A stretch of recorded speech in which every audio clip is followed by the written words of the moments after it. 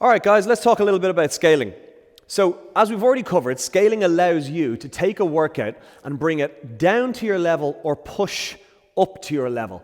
Ultimately, what you're doing is you're finding the common ground where you can push yourself to your 100% in a workout. There's 3 rules that I always apply to scaling, and in this order. Rule number 1. If your technique is breaking down, reduce or remove the resistance. Okay, so that resistance could be external, like this kettlebell, or it could even be your body weight. We'll get to that in a minute. Rule number 2, we're going to introduce a support structure where possible. It can be an external support structure, just like this chair, or even a wall, or a broom handle, or it can also be your own body. Again, we'll cover that further on. And rule number 3, reduce the range of movement. That means reduce the range in which your body moves in the technique. So if you can apply those 3 things, and every time you apply one of them, have a little check, see if your technique has improved and you're back on track. And if it hasn't improved, then we go to point number 2. And if that hasn't improved, then we go to point number 3, reducing the range of movement. And then at that point, we should find that we've scaled the exercise accordingly. So let's look at some of the exercises and we'll see how we can scale them. Okay, so we're going to look at the squat, because the squat is probably one of the most common elements of a workout. So a squat is feet shoulder width, toes turned 10 past the hour, 10 to the hour. First movement we do is we stick our butt back like we're shutting a door, and we've created space beneath that butt now. And we're going to drop right down into that new space, and the knees are driving out into that V that the toes are pointing. So my shoulders are back, my chest is out, my head is up. The soles of my feet are fully engaged with the floor. They're not up off the heel and they're not up off the toe. The feet are fully engaged equally on the floor. The knees are pushed out into a V, almost like my elbows are pushing those knees out. And then I squeeze my abs, I push through the soles of my feet, and I stand back up tall. So just to recap, inhale, hips back, hips down, push through the soles of the feet, up tall. So when we're doing the challenge and the exercises, you'll see a kettlebell or a dumbbell or something involved in order to add more weight. Because if you add more weight to an exercise, you make it harder, you tax the muscles, you tax the cardio system more effectively, you get a better return. However, you are only as strong as your technique. So if I'm doing a weighted squat where I've got it on the chest, pushing my hips back and down, just like I demonstrated bodyweight style, and you are struggling, the first port of call is to reduce or remove the weight. In this case, it's the bell. We then go into bodyweight squats. If that bodyweight squat isn't improved, we go to point number 2, introduce a support structure. Now the support structure can be in front of you, where you can put your hands on it, or it can be beneath you, where you're squatting to it. If that doesn't repair the issue, and your technique is still flawed, we go to the next stage, where we reduce the range of movement. When I do my regular squat, I drop my hips right down. If I want to reduce the range of movement, because I've already gotten rid of the weight, I've already introduced a support structure, and now I reduce my range of movement. So if I combine those 3 points, I have effectively brought my squat into line with the correct technique suitable for my abilities. So you might see someone herring off with a 20 kilo weight on their chest and doing squats. Their technique needs to be the same regardless of weight or not, i.e. perfect. Okay, so now let's scale a body weight exercise. Push-ups. A push-up is essentially 2 hands on the floor beneath your shoulders, 2 feet the same width as your hands. Big inhale, drop your chest onto the floor between your 2 hands. Big exhale, squeeze the abs, and again push through the whole palm of that hand, just like a squat, to get yourself back up into this position again. Our hips stay up parallel with the floor. Inhale as we lower our chest in between the 2 hands. Exhale as we push our chest away from the floor. So a lot of people struggle with the push-ups. The first thing you see is the way in which the chest hits the floor. The chest hits the floor too far back behind the hands, and the head might hit the floor between the hands. Always hit the floor with the chest between the two hands. So when I'm doing a push-up and I've got no other weight other than my own body weight, and I'm struggling with my technique, step one is to reduce or remove the weight. So I can't reduce or remove my weight. So I jump to step number 2, introduce a support structure. How do I introduce a support structure on a push-up? I just drop my knees to the floor. So I'll do that again. I'm in a full push-up. I want to introduce a support structure. I drop my knees to the floor.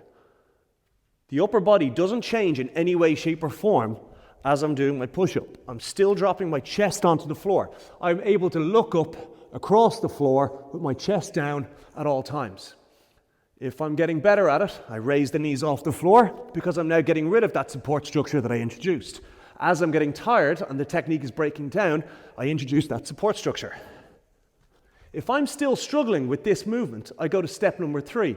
I reduce my range of movement. So I need a point of reference to stop myself from hitting the floor. So I can use a cushion, or if I'm hardcore enough, I can use a kettlebell. Put the kettlebell on the floor in between your two hands, drop your chest all the way to the bell, and push back up. The fact that the bell is there, I have now reduced my range of movement, and it allows me to dial in the correct technique using my 3 points for scaling. Okay, so we've done a squat, we've done a push-up, one weighted, one body weight. We're now going to do bilateral, which is a single arm or single leg exercise. You're taking the body and taking one half of it out of the equation. So we're going to go into a single leg deadlift.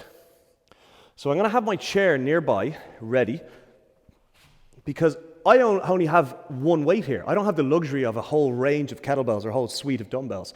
So I have to look at this weight as not being able to be reduced. So that kind of rules point number 1 out of the equation for me. So I can't reduce or remove, I can remove it, but I can't reduce the weight. So I want to keep an element of resistance in there at all times. So single leg deadlift, shoulders back, standing tall, feet hip width. I'm going to kick my leg out behind me. I'm going to hinge over, bell goes down to the floor, squeeze my abs, push through the whole sole of my foot, and stand back up tall. So inhale, shoulders are back, chest is out, head is up, squeeze the abs, push through the whole sole and come back up. So I'm doing a single leg deadlift. Now, my deadlift starts to break down, I start raising a heel, I start falling over, and my balance goes. So what I need to do is introduce my scaling points. Number 1, reduce or remove that weight. I don't want to remove it entirely, I want to reduce it, but I can't because I don't have the option. So I jump to point number 2, introduce a support structure. Chair, hand on chair, shoulders back, chest out, kick the leg out.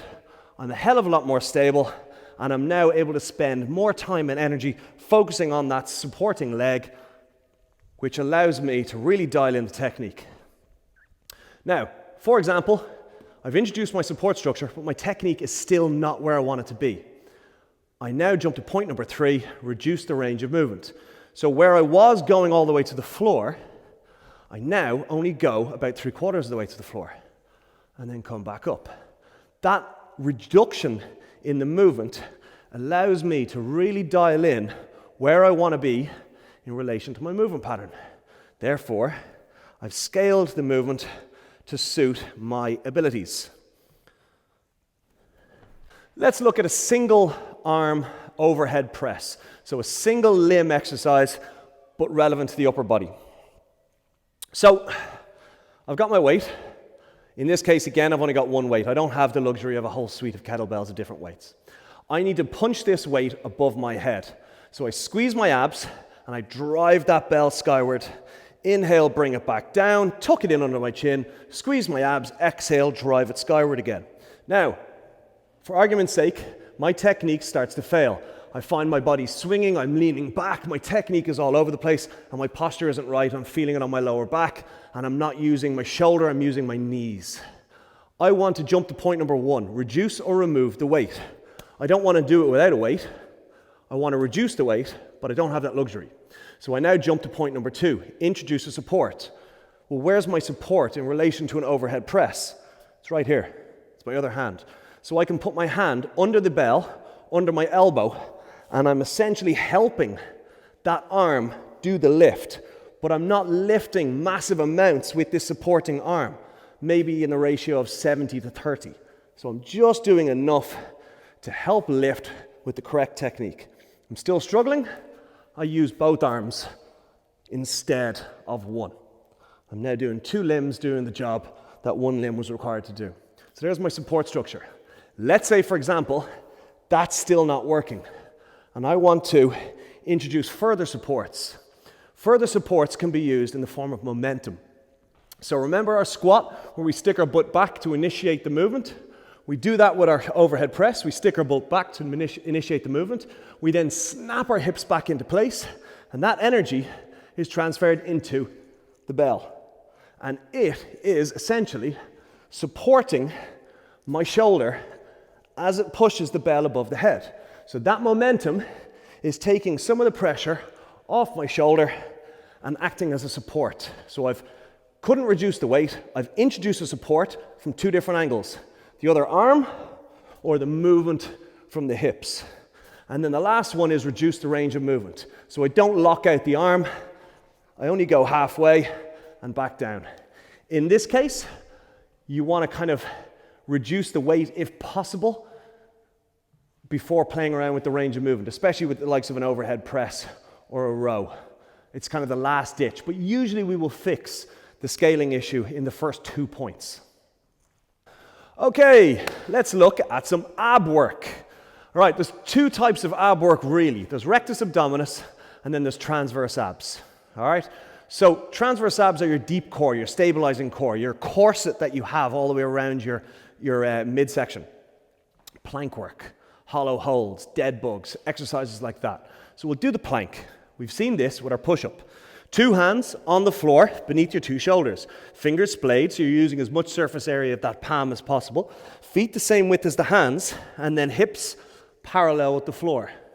So right now, my shoulder blades are relaxed and my stomach muscles are pulled in nice and tight against my spine, and I'm holding myself rigid.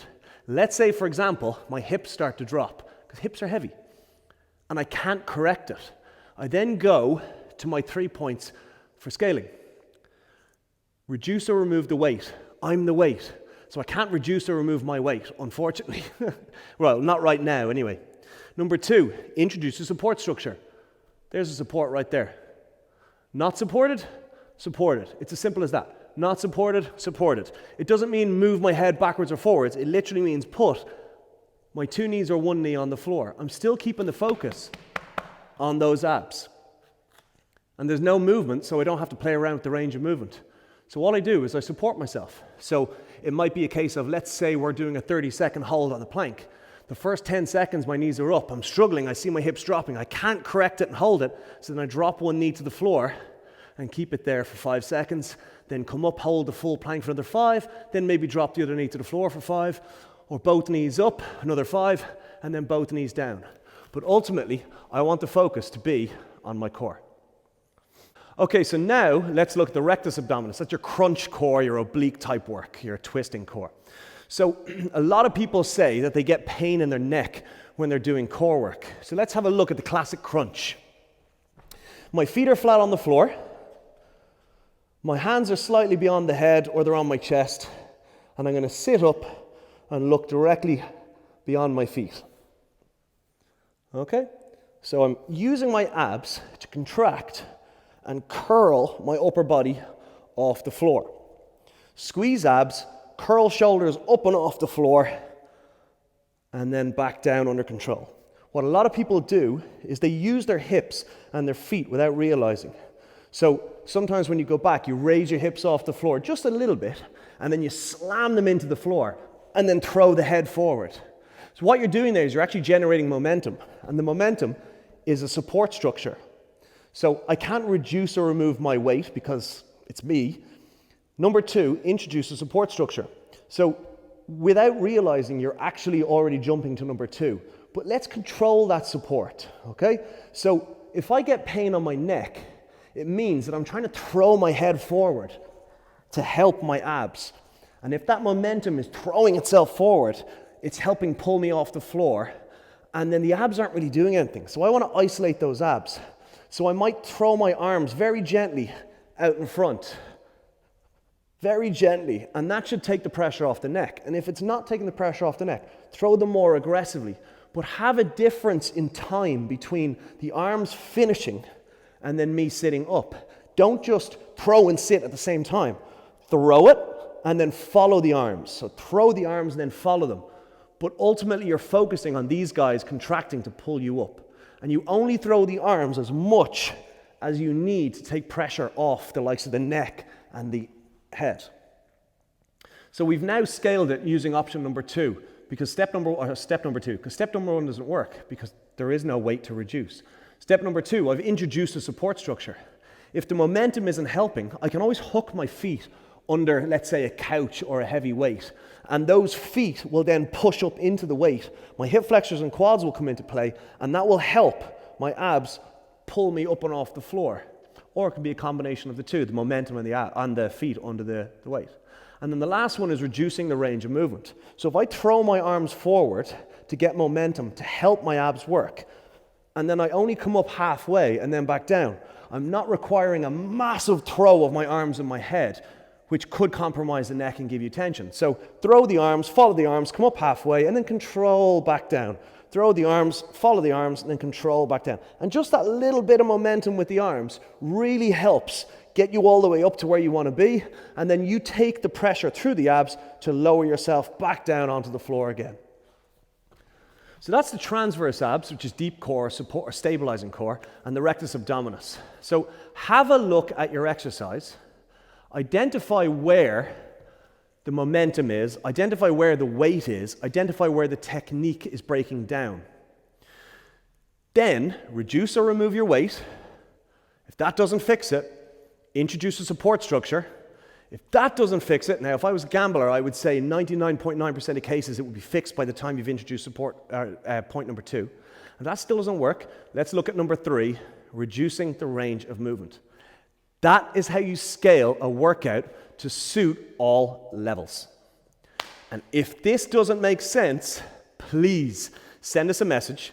Happily we'll reply, and we'll even introduce some videos in order to demonstrate it for you, because we want you guys to make sure that you are doing the best that you can do at the level that you can do.